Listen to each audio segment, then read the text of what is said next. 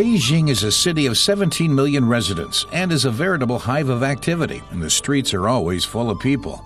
This city is also home to China's biggest car show, the Beijing International Automotive Exhibition, which has become an important event in the auto industry over the last 2 decades. No wonder most European car makers are represented here. China is by far the fastest growing market worldwide. China is an incredibly significant market for us. The Peking and Shanghai motor shows are constantly gaining in importance, and that's why we are investing in China. If we want to be successful in China, then we have to go directly to the customer, the people who are interested in the brand, and present our products there. Volkswagen has put on a big display. Star violinist David Garrett plays a duet with Jing Xiangxi on piano, providing the musical backdrop to the presentation of the new Phaeton. VW's flagship is showing off its new look. The luxury car looks classier. Elegant, precise forms, stretched extremely wide, very extravagant. Our headlights are elegantly integrated. Another special theme is the fog lights with LED technology. The designers also made major changes to the car's rear end. Big taillights make the Phaeton look wider, while state-of-the-art LED technology provides greater safety. VW's sister company Audi is attracting a lot of attention too. With the A8L, which is 13 centimeters longer than the regular model, Audi hopes to fulfill Chinese expectations here in Beijing.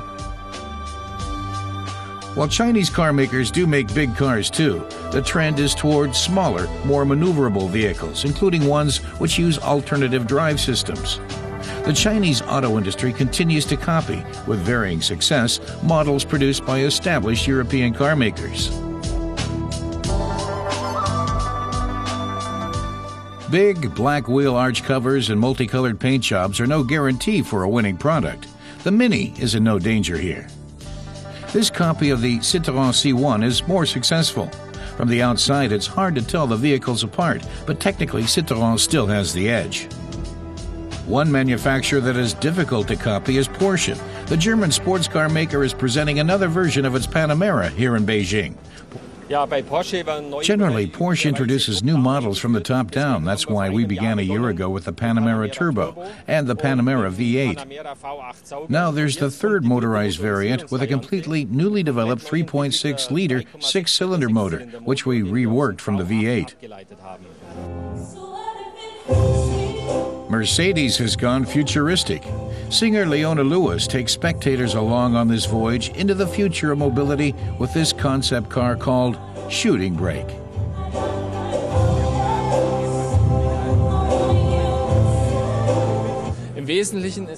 Essentially, that's the new face our brand is taking with the upright radiator. Very impressive. The entire front is integrated around the radiator. And on the sides, a very emotional expression of form, which encompasses the emotion of the vehicle throughout. If this car does ever go into volume production, which Mercedes will decide after seeing the reception at the motor show, it will be destined for the busy streets of China.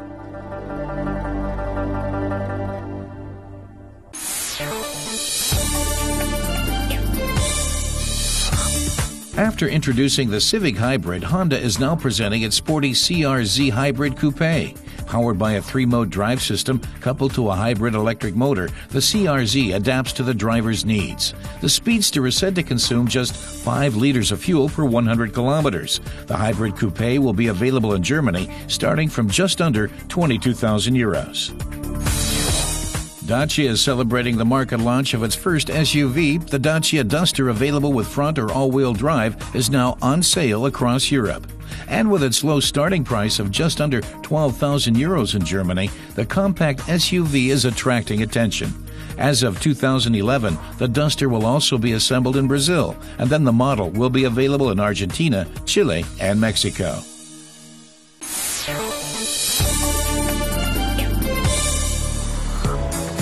Sporty and elegant. That's the impression many women want to make when they step out to do some weekend shopping. And that's just what Volvo's revamped C70 delivers. With the top up, the car is a sight to behold. But when it's down, it's even better.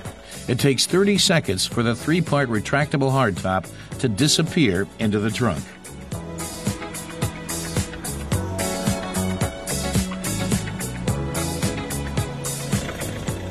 Now the shopping trip can continue. For Drive It, student Clara Schmies takes the stylish convertible out for a spin.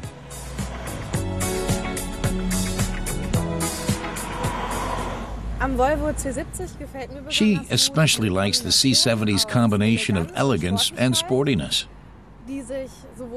It's something that's evident both inside and out. Here the controls are clearly arranged and easy to use. And you also see different materials combined, like on the steering wheel. It's made of brushed aluminum and very grippable soft leather. The C70's elegance owes much to renowned Italian car designer firm Pininfarina, which made a name for itself creating unique car bodies for Alfa Romeo and Ferrari. Thanks to the vehicle's built-in sensors, parking is a breeze. Now nothing stands in the way of enjoying a day out in the city. When the vehicle is locked, the side mirrors automatically retract. As far as the exterior is concerned, Volvo has only made slight changes. The C70's new LED taillights are better integrated into the car body.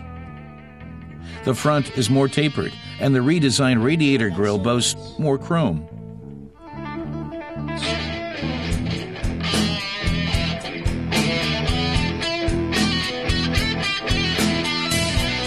Volvo has also spruced up the interior with classy surfaces. Clear lines dominate the cool Swedish design. But back to our shopping test. Laden with parcels, we open the trunk lid and... surprise! Here's where the rain deflector is housed. Nothing bigger than a handbag can fit in this space. But surely a place big enough to store a roof should be able to hold a few shopping bags. A push of a button is enough. Technology takes care of the rest.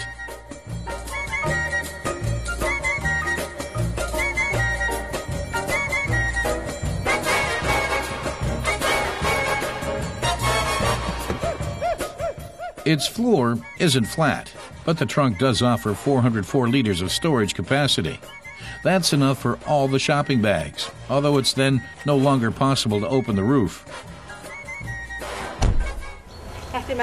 Now our shopping has been safely stowed, Clara says she wants to see how spacious the back is. Power seats make it easy to get in.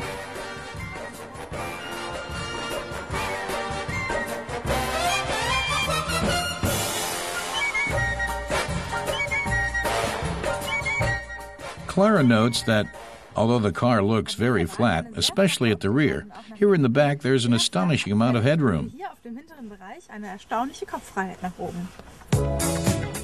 And there's no shortage of legroom either.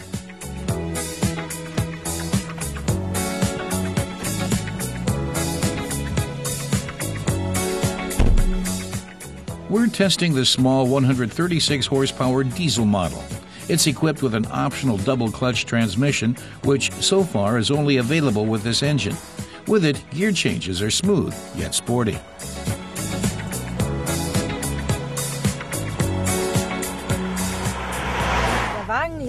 Our tester says the car hugs the road well and makes a very agile impression overall. The view out the side and front windows is fine, largely due to the lack of B-pillars.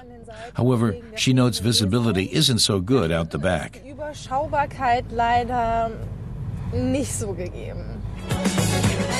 But with the top down, the view is just fine. In Germany, 33,000 euros will buy you the basic model for cruising around the city. Every day should be Saturday.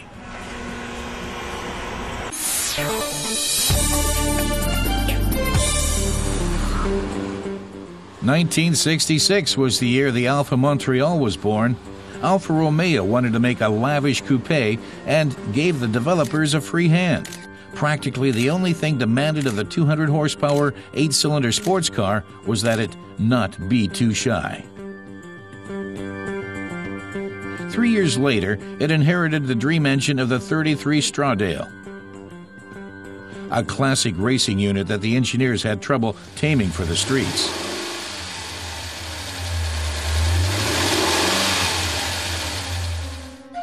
Ulrich Pfeiffer's affair with the Montreal began in 1972.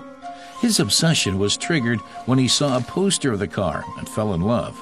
A year later, he bought one as a demonstration vehicle. Today, he is one of just 187 registered owners and has absolutely no regrets. The engine has 160,000 kilometers on the clock, but runs like it was born yesterday. This does involve a lot of close attention from the owner.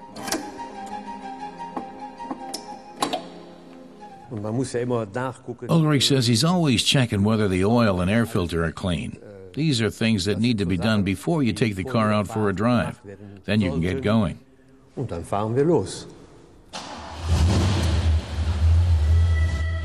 Driving around with the sound of that sumptuous 8-cylinder is very much a labor of love for the 65-year-old.